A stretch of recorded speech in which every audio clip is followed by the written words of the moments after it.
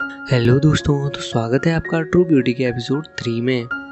तो एपिसोड की शुरुआत में दिखाया जाता है कि जू के चेहरे पर केक लग गया था और वो अपने चेहरे को भी नहीं धो सकती थी, क्योंकि अगर वो ऐसा करती तो उसका सारा मेकअप उतर जाता। तभी वहाँ लीसू आ जाता है और अपने कोट से उसे कवर करके वॉशरूम तक ले जाता है ताकि कोई भी उसे ना देख पाए।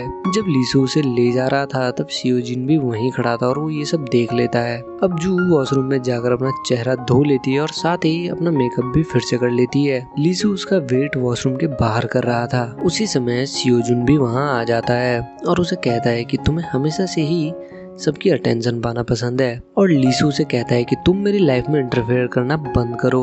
उसी समय जू भी बाहर आ जाती है और उसे थैंक्स कहती है, लेकिन उस समय लीसू की जगह वहाँ पर सियोजिन खड़ा हुआ था और उसे देखते ही वो पूछता है कि मेरा हेलमेट कहाँ है, और फिर से जू वहाँ से भाग जाती है। जू अपनी क्लास में पहुँचती है और सभी लोग उसे उस हादसे के लिए सॉरी बोलते हैं और कहते हैं कि वो बहुत ही लकी है क्योंकि लीसू कभी भी किसी के लिए ऐसा नहीं करता।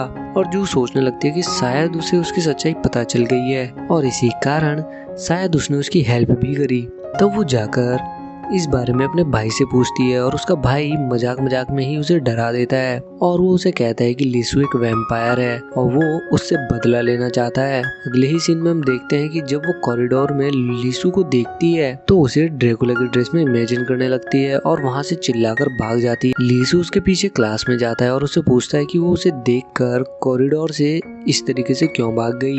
वो कुछ भी नहीं कहती, जिसके बाद लीसू उसे एक बुक देकर वहाँ से चला जाता है। स्कूल खत्म होने के बाद जैसे ही जू अपने घर पहुंचती है उसे लीसू का फोन आता है और वो उसे कॉमिक स्टोर में मिलने के लिए बुलाता है। जू अपना मेकअप रिमूव करके उससे मिलने शॉप में पहुंचती है। वहां पहुंचते ही वो लीसू से पूछती है कि तुमने मुझे मिलने यहाँ पर क्यों बुलाया है। लीसू उसे केक देता है और थैंक्स भी बोलता है और कहता है कि हमारे स्कूल में भी तुम्हारी जैसी एक लड़की है। जू ये सुनकर नर्वस हो जाती है और उसे कहती है कि शायद तुमने मेरी कजिन को देखा होगा और अपने बारे में उसे सही इन्फॉर्मेशन नहीं देती, और कहती है कि वो यहाँ नहीं रहती और उसका स्कूल भी यहाँ पर नहीं है। जू वहाँ से जाने ही लगती है, लेकिन लीसू उसे पहचान लेता है कि ये वही स्कूल वाली लड़की है, जिसके बाद वो उसका चश्मा ले लेता है और उसके बालों से रबर बैंड भी निकाल देता है और फिर उसे कहता है कि तुम वही लड़की हो, यानी कि तुम ही जू हो। उसी समय जू की माँ भी शॉप पर आ जाती है और उसे उसके नाम से बुलाती है और लीसू को कंफर्म हो जाता है कि ये वही मेकअप वाली लड़की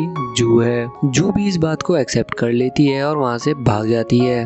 अब हम देखते हैं कि लीसू अपने घर पर पहुंच जाता है और जू का रबर बैंड भी उसके पास ही था, जिसे देखकर वो उसे याद करने लगता है कि जू ने उसे एक नोट दिया था और कहा था कि तुमने स्कूल में किसी को नहीं बताया, उसके लिए थैंक यू। और ये सोचकर वो स्माइल करने लगता है। उधर जू को उसके घर में दिखाते हैं। जू सोच रही थी कि अब तो सब कुछ खत्म हो गया है और अब वो स्कूल कैसे जाएगी, और उसकी माँ भी उस पर गुस्सा करती है कि तुम्हारा ध्यान कहाँ रहता है और तुम पढ़ाई भी नहीं करती हो। जू की बहन गेम खेल रही थी और जू भी उसे देख रही थी और उसकी बहन उसे कहती है कि हर बर्बादी के पीछे डर होता है। ये सुनकर जू मोटिवेट हो जाती है और सोचती है कि उसे डर का सामना करना ही होगा। सीन शिफ्ट होता है। लीसू को जू का मैसेज आता है जिसमें वो उसे स्कूल में जल्दी आने के लिए कहती है। अब जू को स्कूल के ग्राउंड में दिखाया जाता है, जो वहाँ पहले ही पहुँच चुकी थी और काफी ज्यादा निडर भी लग रही थी, और लीसू को देखते ही वो खुद को एक गेम के अंदर इमेजिन करने लगती है और वो खुद को एक वॉरियर की तरह देखती है कि उसी समय लीसू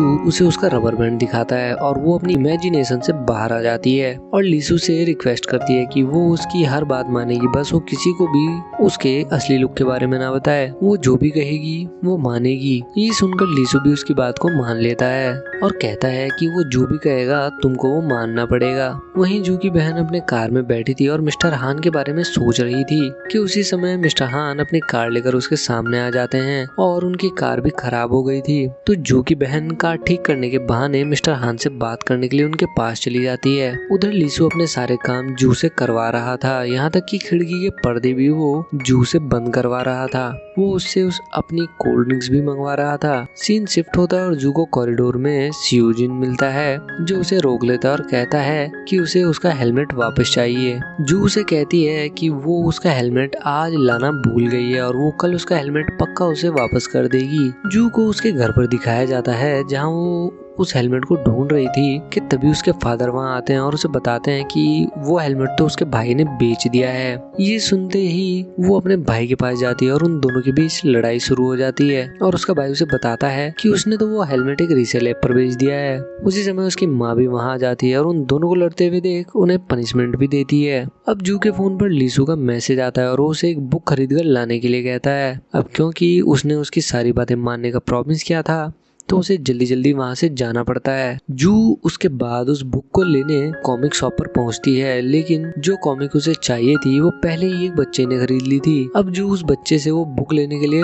काफी ज्यादा मेहनत करती है और उस बच्चे की रिक्वेस्ट भी करती है और उस बच्चे को ज़ॉम्बी बनकर एंटरटेन भी करती है। उधर लीसू जब देखता है कि काफी देर हो गई, जू अभी तक नहीं आई, तो वो कॉमिक शॉप पर चला जाता है, जहाँ वो छुपकर जू को देखता है जो बच्चे के सामने ज़ॉम्बी की एक्टिंग कर रही थी और लीसू उसे देखकर स्माइल करता है। जब जू उस बुक को लेकर लीसू के पास पहुंचती है तो लीसू उसे कुछ कहने ही वाला था, लेकिन जू वहां से जल्दी से निकल जाती है। अगले सीन में हम देखते हैं कि जू को स्कूल में सियोजुन का सामना करना पड़ता है क्योंकि वो हेलमेट नहीं ला पाई थी और ये सब बातें वो उसे एक पेपर पर लिख कर देती है और वहाँ से भाग जाती है, जहाँ सियोजुन के सारे दोस्तों को लगता है कि वो एक लव लेटर है और वो सब उसे चिढ़ाने लगते हैं। सियोजुन लेटर को खोलकर देखता है जिसमें जू ने सॉरी लिखा था और हेलमेट ढूंढने के लिए थोड़ा सा और टाइम मांगा था। जिसके बाद हम देखते हैं कि लीसू अपने सारे काम उसी से करवा रहा था और उसे खाना खाने का भी टाइम नहीं दे रहा था, जिस कारण जू काफी ज्यादा इरिटेट भी हो गई थी और काफी ज्यादा थक भी गई थी।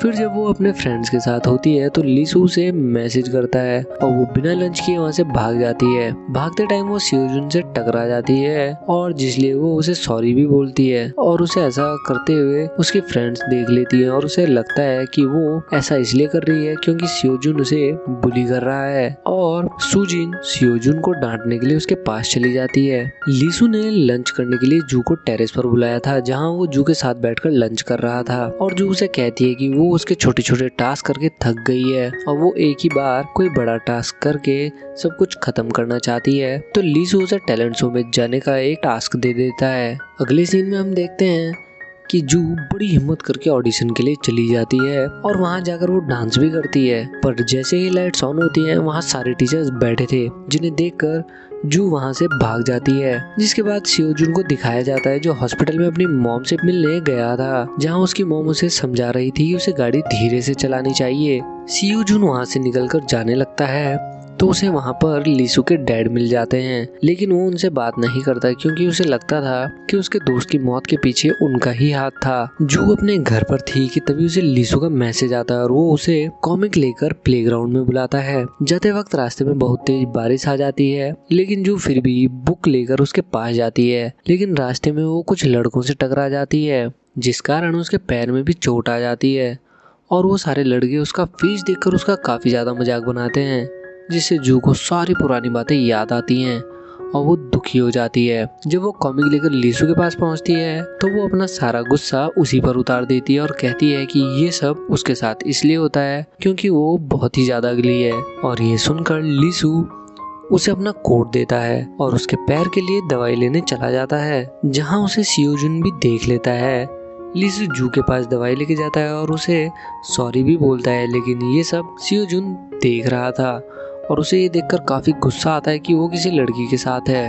अगले दिन सियोजुन स्कूल में लीसू से मिलता है और उसे कहता है कि तुम अपने दोस्त को मारकर काफी ज्यादा खुश हो रहे हो और उसका खाना भी नीचे गिरा देता है। जिसके बाद वो जाकर जू के पास बैठ जाता है और ये देखकर लीसू को भी काफी गुस्सा आ जाता है और वो जाकर सियोजुन का कॉलर पकड़ लेता है और वो दोनों आपस में बस लड़ाई करने ही वाले होते हैं कि इसी सीन के साथ एपिसोड 3 खत्म हो जाता है। तो आगे क्या होगा ये आपको आने वाले एपिसोड में पता चलेगा, तो उसके लिए चैनल को सब्सक्राइब जरूर कर लें।